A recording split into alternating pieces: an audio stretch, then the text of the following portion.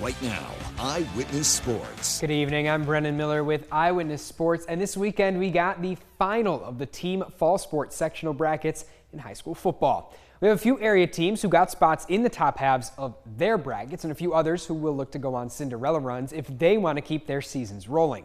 So as we usually do, let's start at the top, the biggest classes, and work our way down, starting off in Class AA.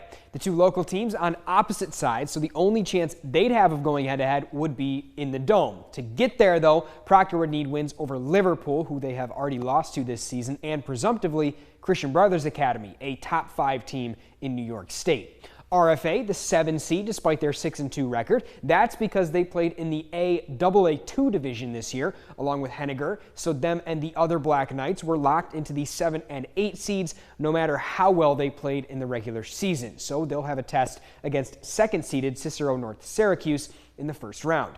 Class A is Whitesboro's to lose. They've taken down all the other A1 teams they've played this year pretty handily, averaging less than a touchdown allowed in those games, and see the rest of the bracket filled with competition that played in that AA2 division and went a combined 0-3 when playing Class A1 schools.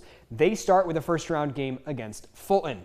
New Hartford is in a similar situation in Class B, although Indian River, who is the 2 seed by virtue of 2 forfeit losses this year because they played an ineligible player, may have something to say about that. It seems as though the class runs through these two on the way to a collision course at the Dome, but 7th-seeded Camden, who will get a chance to upend Indian River on the field this week, they were one of the 2 teams IR had to forfeit to, and 3rd-seeded CVA, who hasn't lost since week 3 to the Spartans, will put in the effort to flip this bracket on its head.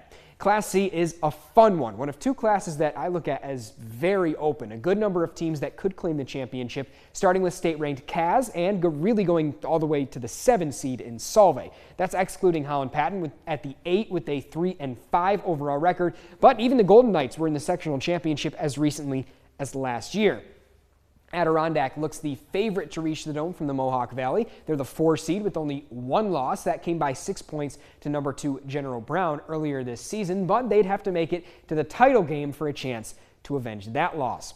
Class D, the other class that looks really open, Sandy Creek, the 1 seed, but they really haven't dominated anyone this year. Meanwhile, Dodgeville, Mount Markham, Herkimer, and Westmoreland Oriskany check in at seeds 3, 4, 5, and 6. The 2-time reigning sectional champion Blue Devils having lost their first 2 games of the year 14-12 to Sandy Creek and 13-12 to Beaver River, but winning 5 in a row after that loss. And then in the final class, 8-man, Frankfort Schuyler asserted its dominance in the final regular season game of the year, beating 2-seed Morris Philly in 50-6, and will try to keep that momentum rolling. A few other Mohawk Valley teams with a chance here too, though.